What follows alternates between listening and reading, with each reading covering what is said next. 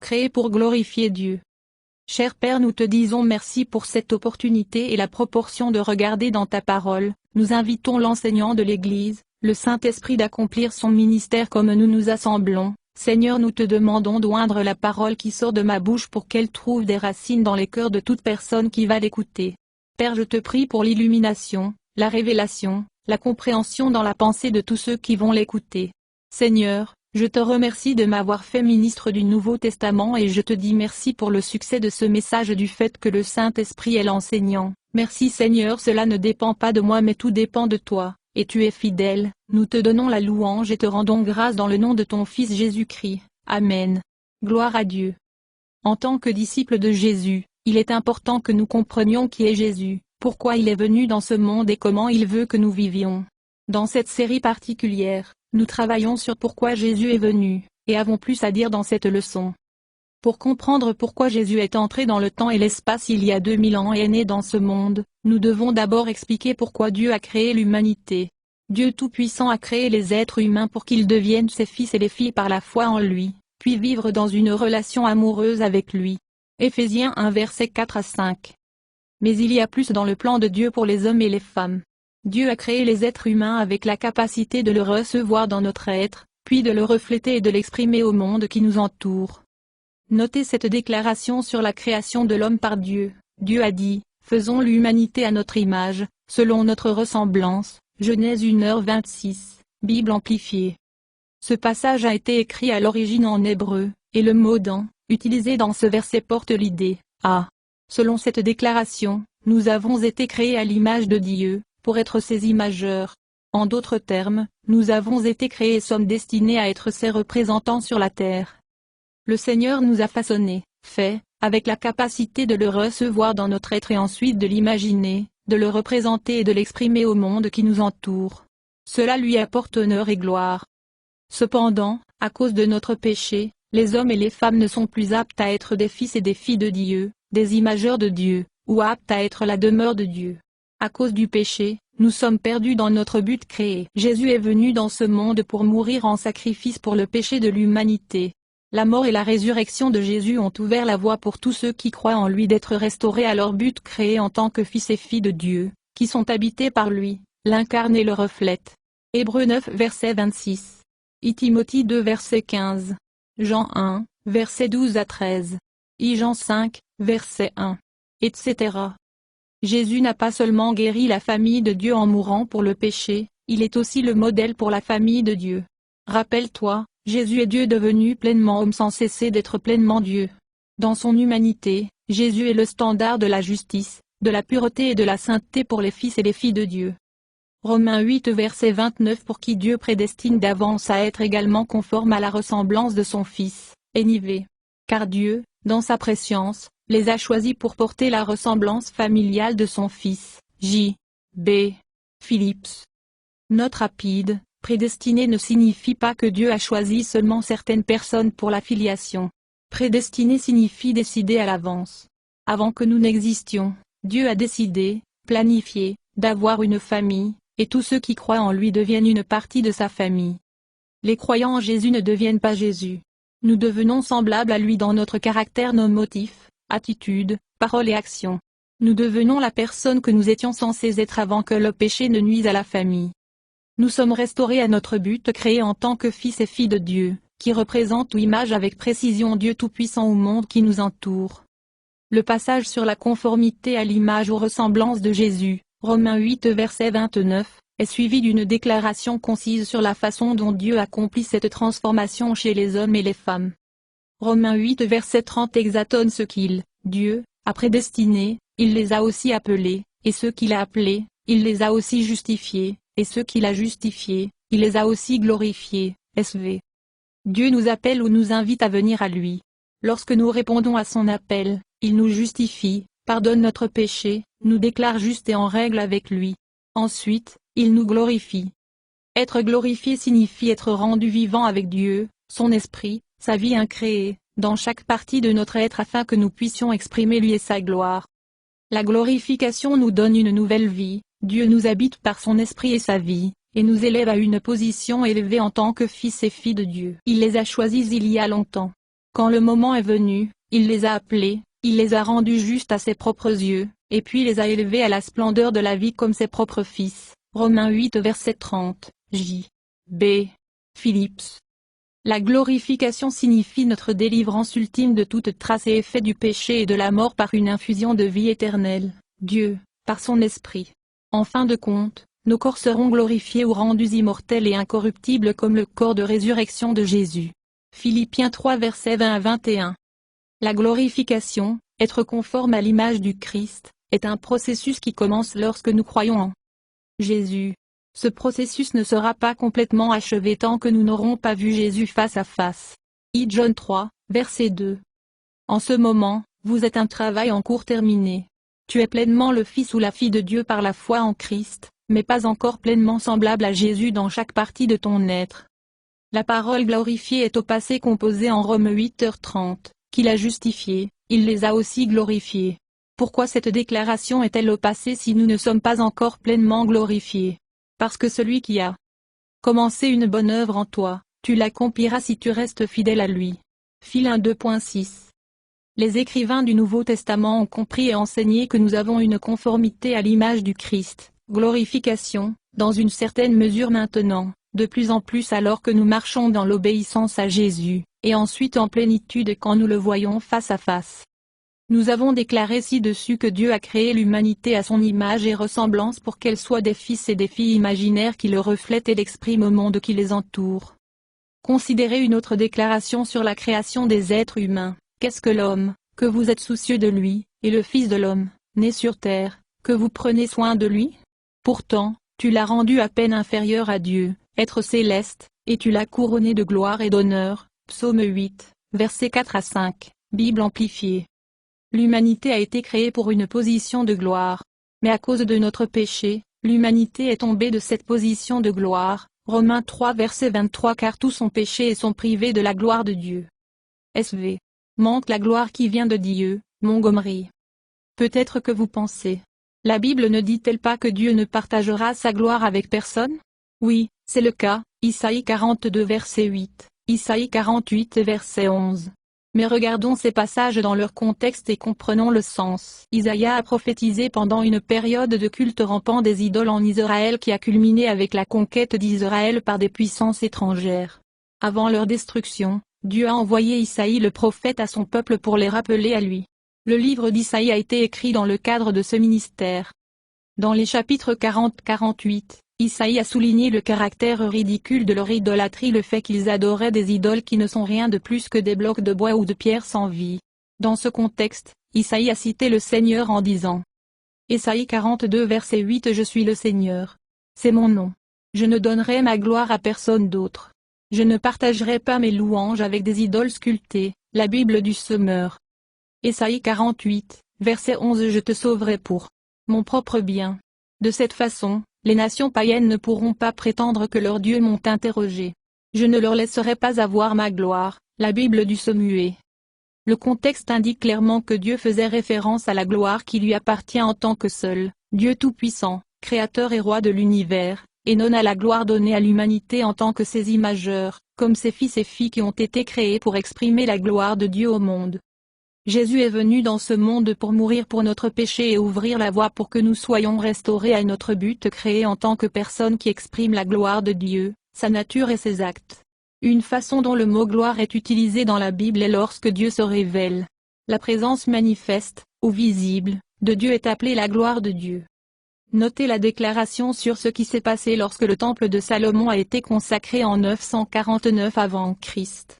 Et Dieu s'est montré dans le temple. À ce moment-là, un nuage a rempli le temple du Seigneur. Les prêtres ne pouvaient pas continuer leur travail à cause de la présence glorieuse de Dieu. 2 Chroniques 5, versets 13 à 14, la Bible du Semeur. Bien que cela ait été un événement réel qui s'est réellement produit, comme avec beaucoup de choses dans l'Ancien Testament, cela représente aussi quelque chose dans le plan de rédemption de Dieu. Dieu désire remplir son peuple de lui-même, sa gloire, et se montrer aux gens tout comme il l'a fait dans le temple de Salomon. Le Nouveau Testament fait référence aux chrétiens comme le temple ou la demeure de Dieu. Moi, Corinthiens 3, verset 16. Moi, Corinthiens 6, verset 19. Moi, Corinthiens 6, verset 16. Le plan de Dieu pour l'homme est que nous soyons saturés de lui, sa vie, son esprit, sa substance, puis l'exprimons. Notez 2 déclarations écrites par l'apôtre Pierre, un témoin oculaire de Jésus. 2 Pierre 1 verset 4. Nous devenons participants de la nature divine, la Bible amplifiée. Nous ne devenons pas Dieu. Nous ne perdons pas notre individualité. Tu es toujours toi. Il est toujours lui. Il est le Créateur et nous sommes les créés. Mais nous l'exprimons, son caractère et ses actions, par la façon dont nous vivons.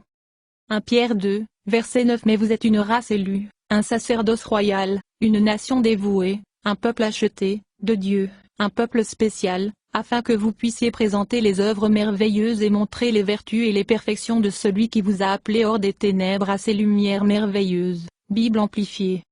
Dieu s'est progressivement ou graduellement révélé lui-même et son plan de rédemption, son plan pour récupérer sa famille perdue et transformer les pécheurs en fils et filles saints et justes.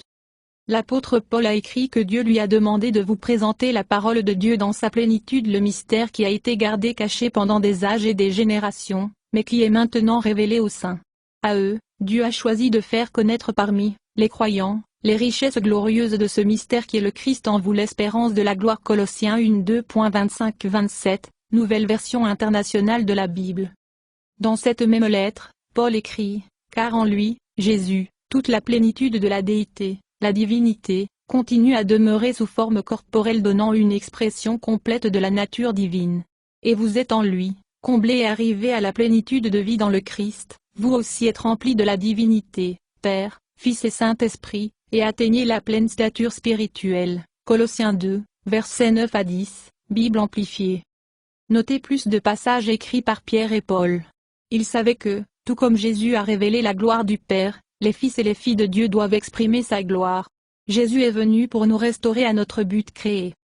Paul a écrit, « Nous, les apôtres, communiquons une sagesse secrète et cachée de Dieu, un mystère, que Dieu a décrété avant les âges, avant la création du monde, pour notre gloire. Aucun des dirigeants de cet âge n'a compris cela, car s'il l'avait fait, il n'aurait pas crucifié le Seigneur de gloire. » I Corinthiens 2 versets 7 à 8, SV. Notez que ce plan était destiné à notre gloire. Le plan de salut et de restauration de Dieu a été conçu avant que le monde ne commence. Jésus a pris une nature humaine afin qu'il puisse mourir en sacrifice pour nos péchés et ramener ceux qui croient en lui à Dieu. Ce plan était et est destiné à nous restaurer à la position de gloire pour laquelle nous avons été créés, filiation et conformité à l'image du Christ, glorification. Paul a écrit, « Par la grâce de Dieu, Jésus a goûté la mort pour tous dans le monde. Et il n'était que juste que Dieu qui a tout fait et pour qui tout a été fait, amène ses enfants dans la gloire. Par la souffrance de Jésus, Dieu a fait de lui un leader parfait, capable de les amener au salut. » Hébreux 2, versets 9 à 10, version de la Bible du Semeur. Notez que par sa mort et sa résurrection, Jésus a amené les fils et les filles de Dieu dans la gloire. Christ en vous, l'espérance de la glorification. Williams. Christ à l'intérieur de vous et parmi vous, l'espérance de réaliser la gloire. Colossiens 1h27, Bible amplifiée. Paul a également écrit, « Dieu, vous a appelé au salut quand nous vous avons dit la bonne nouvelle. Maintenant vous pouvez partager dans la gloire de notre Seigneur Jésus-Christ. » 2 Thessaloniciens 2 verset 14, voir la Bible du Semeur. La première épître de Pierre a été écrite pour les chrétiens confrontés à une persécution croissante, afin de les encourager à rester fidèles à Jésus peu importe ce qu'ils ont vécu pendant qu'ils servaient le Seigneur. Pierre leur a dit que ces épreuves mettent à l'épreuve l'authenticité de notre foi, et que la gloire et l'honneur les attendent, et nous aussi.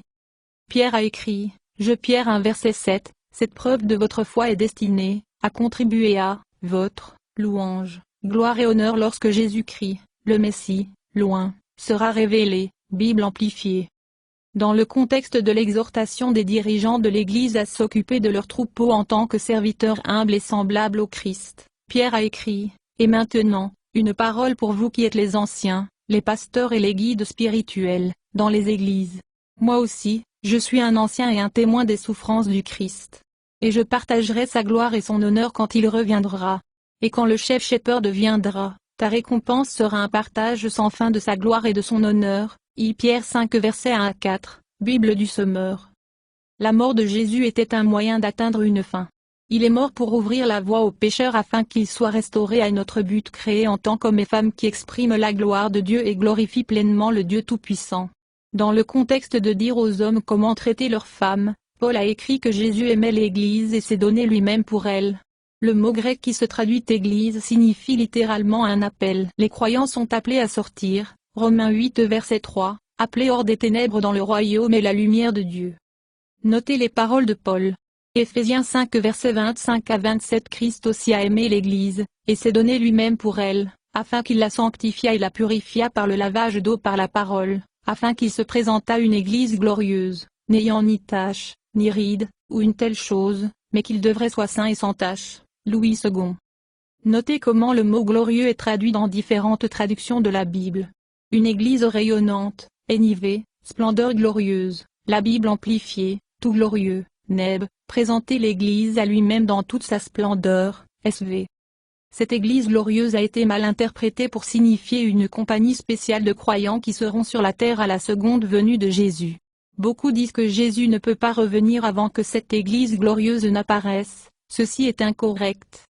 Lorsque nous lisons le contexte du verset, Éphésiens 4 2.1 Éphésiens 6h24, nous voyons que Paul ne parlait pas de la seconde venue, il ne mentionne pas du tout le retour de Jésus. Il enseignait aux croyants comment se conduire, vivre, se comporter, à la lumière de ce que Jésus a fait pour nous. Dans le contexte d'instruire les maris à traiter leurs femmes comme Jésus traitait l'Église, il s'est donné lui-même pour elle, Paul déclare le résultat final du salut, ou pourquoi Jésus est mort pour nous. Jésus est mort pour obtenir des croyants qui sont saints et sans tache, libres du péché et de toutes ses conséquences. La glorification est le résultat final pour chaque être humain, d'Adam et Ève à la fin de cet âge, qui a cru en Jésus, ou dans la révélation de Jésus qui a été donnée à leur génération.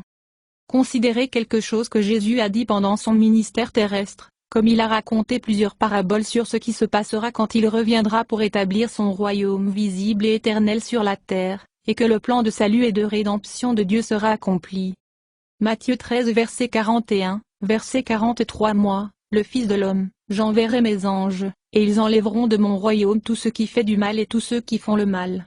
Ensuite, les saints brilleront comme le soleil dans le royaume de leur Père. Voir dans la Bible du Semeur. Conclusion.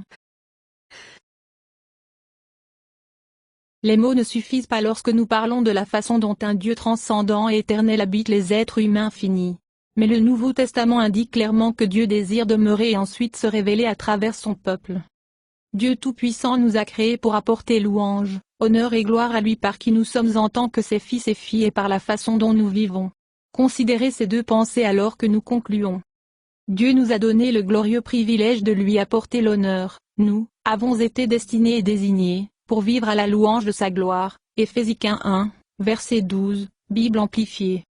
Nos paroles et actions peuvent honorer Dieu et lui apporter la gloire. Jésus a dit, « Tu es la lumière du monde. » Que vos bonnes actions brillent pour que tous puissent voir, afin que chacun loue votre Père céleste. Matthieu 5 versets 14 à 16, voir dans la version de la Bible du Semeur. Nous avons été créés pour glorifier Dieu. Par notre péché, nous avons perdu notre destinée. Mais sur la base de ce que Jésus a fait pour nous à la croix, Dieu Tout-Puissant peut habiter en nous et nous restaurer vers notre but créé. Nous sommes fils et filles de Dieu. Il est en nous par son esprit et sa vie. Ce fait devrait affecter la façon dont nous vivons, comment nous nous comportons envers Dieu et envers nos semblables. Ma prière est que par ces leçons chacun de nous sera inspiré pour marcher comme Jésus a marché. Laissez Jésus vous faire confiance à travers sa parole, la Bible. Merci Seigneur pour votre merveilleuse parole que tu as choisie pour que ça passe par moi. Merci Seigneur de choisir des fils et des filles d'être conformes à l'image de Jésus-Christ et d'être faits comme tes enfants en caractère et en puissance, pour tout ce qu'on entend. Que cette leçon puisse nous donner le désir de rechercher et de grandir en Jésus-Christ dans cet endroit. Seigneur, nous vous remercions et nous vous servons sur votre scène, notre désir c'est de demeurer en toi au nom de ton Fils Jésus-Christ. Amen. Louez le Seigneur, louez le Seigneur.